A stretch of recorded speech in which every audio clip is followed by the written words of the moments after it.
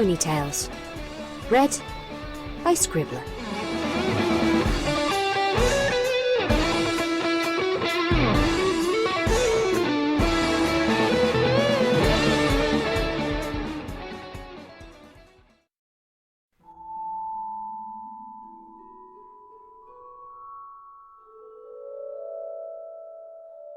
Biblical Monsters by Horsevoice. Chapter 2. When I returned to Adams's house, I found Twilight in front of the two full bookshelves on the far side of the living room. Her eyes scanned the lettering on the spines methodically, and when I got close to her, I saw, or thought I saw, a speck of drool on her lower lip. She raised an oof at the Icelandic sagas, stopped just short of touching the first of the two volumes, then pulled away. "I think you could look at those books," I said. "Just avoid the ones with crosses on them." She turned toward me. "Why? Are they special?" Her tone was earnest, not flippant. "Good question," I said. "I like reading it sometimes. I have a copy myself. Some people, well, they're touchy about it. It would take a long time to explain." She turned back to the shelf. "Does it have something to do with him having more than one copy?" "Sort of. It's a very old book with different translations." As I said this, a quiet inkling entered the back of my head. But when I turned my mind's eye upon it, it vanished like a match's flame before a gust of wind. "What's up?" Twilight must have noticed my contemplative expression. "Nothing. I was just wondering. You can read our language, can't you? As well as speak it?" "Actually," she said, "I was wondering how you were speaking my language." She tapped her head with an oof, her face a picture of intense concentration. "It may have something to do with the spell I cast. That can happen with certain complicated magics that aren't properly documented. Your friend, Adams," I said. "Adams. He was nearby when the magic gate opened." She began pacing back and forth, again thinking out loud. Could the spell have copied his linguistic knowledge into my brain? Was that one reason it took so much energy all of a sudden? It would make sense to include something like that. It wouldn't be good to drop into a completely unfamiliar place not knowing the language. Star Swirl, you really were a genius.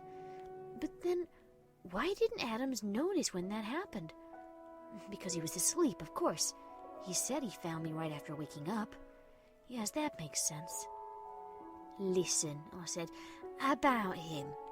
"Yeah?" She must have sensed the unease in my voice, for a little crease of worry appeared in her brow. I stepped away from Twilight and lowered myself onto Adams's easy chair to make my appearance less threatening. "Something you should know. He's afraid of you." Twilight bit her lower lip. "That book says something about unicorns, doesn't it?" It wasn't a question. "And dragons," I said, "among other things." She looked to the bookshelf again. "What exactly does it say?" "All I remember is dragons are evil." I leaned forward. "And you've actually met them?" I couldn't stop an undertone of wonder from creeping into my voice. She nodded. "Guess I should have kept that quiet. Maybe I should leave as soon as I can. I've offended him and, well..." She trailed off. "You're as scared of him as he is of you." "Does that help?" "I don't think he'd believe you if you told him that." Twilight sat back on her haunches, and her ears drooped. "I guess I can't be angry with him," she said. "I've known a lot of people who get ideas in their heads and won't be rational or reasonable about them. And someone with a book collection can't be all bad." "You and him will get along, you know," I said, "if you love literature as much as you seem to." This was true, and I felt a little pang of sadness about it. Adams did not have many close friends. The creak and slam of a screen door came from outside the kitchen. Adams marched into the room. Two pairs of eyes followed him. He ignored us. He walked to the counter drawers, opened one, and withdrew a long knife. The kitchen's fluorescent light glinted off its edge. He walked to the fridge, opened it, and withdrew a bag of carrots. He then put a handful of these on a cutting board and began chopping them into large chunks. I let out a breath I'd not realised I'd been holding. Adams put the carrot sticks on a plate and placed it on the kitchen table, along with a bowl of water. He turned and stalked down to the basement, the entrance to which was between the kitchen and the foyer. There was a pregnant pause. Twilight rose and walked to the table. "I guess this is a good sign," I said, following her. She nodded and picked up one of the sticks with the same weird telekinetic ability she'd used before. Adams had not peeled the carrots, but if this bothered Twilight, she didn't show it. "Even so," she said between bites, "I still think I should leave as soon as I can.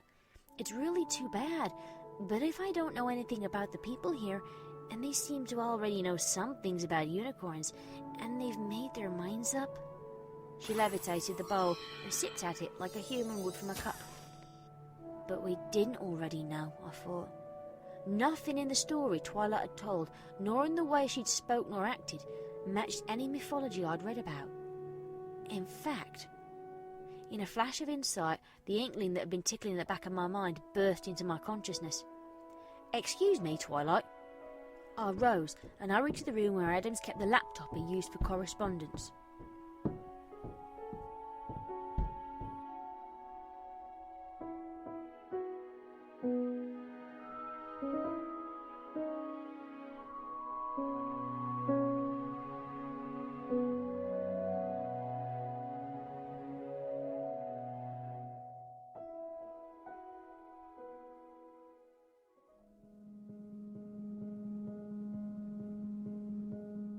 She's not biblical. What? Here, look. I have found Adams sitting at the basement workbench, flipping back and forth between pages in the Bible and reading them by the glow of a trouble light. Now, I held at the laptop and pointed to one paragraph in particular. Right here, the King James translation was wrong. The Hebrew word was Rei which translates to auroch. That was a subspecies of large cattle. Adams said nothing, but stared at the screen, his eyes flitting across the paragraph, once, twice, 3 times. The corners of his mouth turned down, and his brow creased. Despite everything, I felt a little sorry for him. "Well," he said at last, "she's something." There was no positive inflection in his words. I decided to press the logical conclusion. So there's no reason for any unpleasant behaviour. "Never said there was." His voice had a grouchy undertone, as if he was annoyed at having to explain the obvious. The book on the bench still lay open, and he turned back to it and resumed leafing through. "I think I'll let her stay in my house," I said, "until she can leave." Adams looked out of the basement's small ground-level window. "Weather's still rough."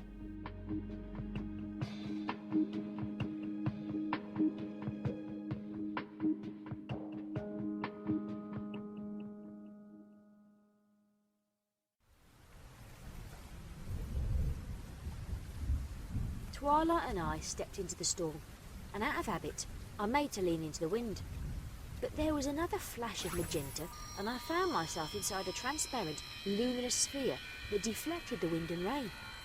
Bemused, I stared for a moment at the drops running down the field's outer edge, then looked at Twilight, whose horn again glowed. She smiled a little at my perplexed expression and gestured with a foreleg.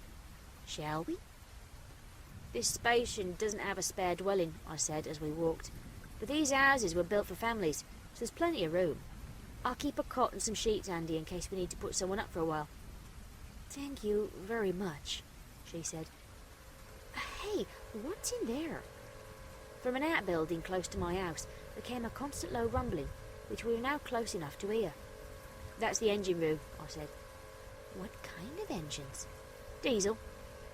"Never heard of it," she said. She pointed her snout at the building.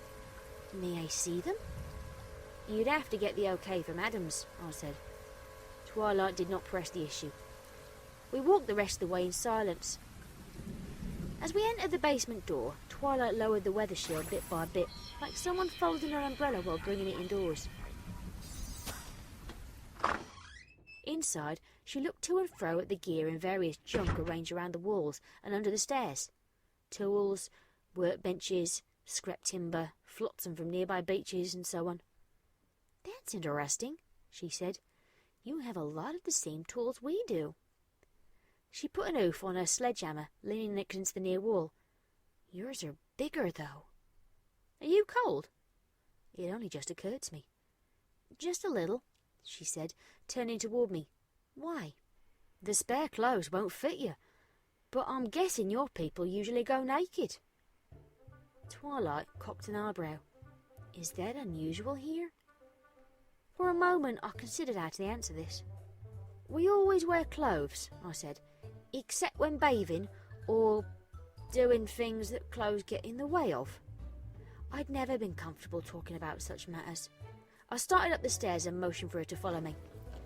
My house's floor plan was much like that of Adams's, but since mine was built on a small hill and was not quite as deep set into the ground, my main floor afforded an excellent view of the land and sea around Cook Point. But at the moment, the only clear images were the rain pelt on the windows and the beams from the light tower as they circled around and around through the early morning darkness. Twilight's eye lit up when she saw the nearly full bookshelf next to the large window and the sea charts that covered much of the walls. She turned to me with an expression that implicitly said, "Can I, please?" "Help yourself," I said. She trotted to the shelf and eyed the selection like a starving man who'd been given a menu. "I guess it makes sense that lighthouse keepers would have personal libraries." "Out here, the mind stagnates without them," I said. A white, hardcover volume glowed magenta and followed down toward my guest. "The Arabian Nights," I said. "Good choice. Adams gave me that when he was done with it." The Nights still hovered next to Twilight's head as she turned to respond. "He's not really as mean as he acts, is he?" Not once you get to know him," I said. "He just has a few hang-ups."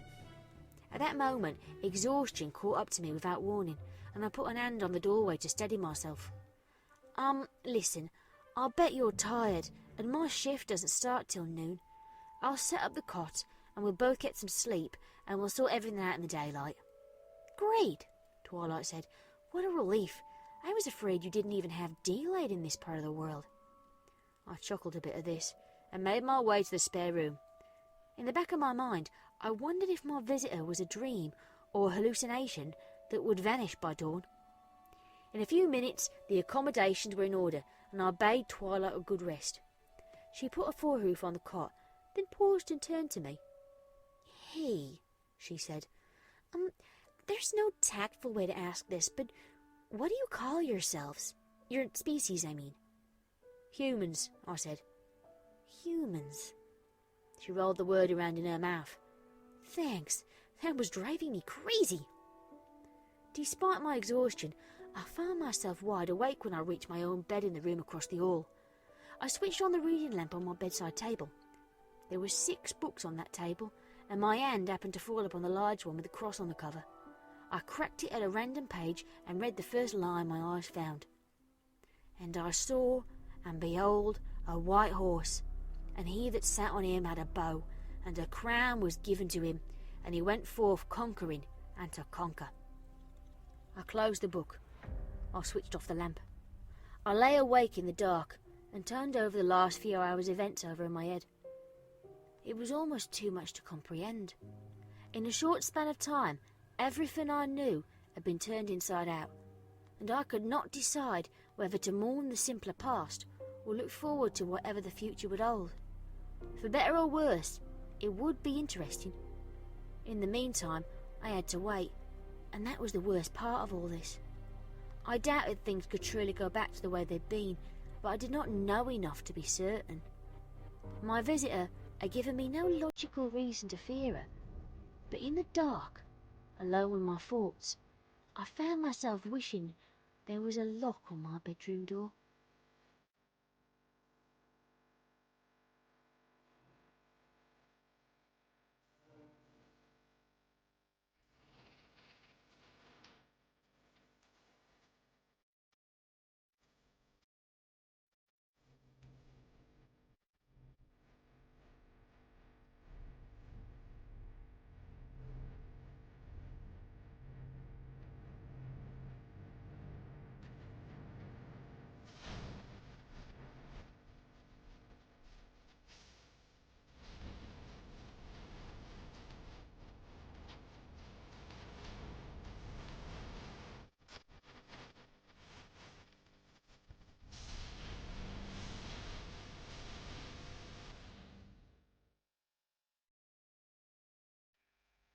That was Biblical Monsters, Chapter 2.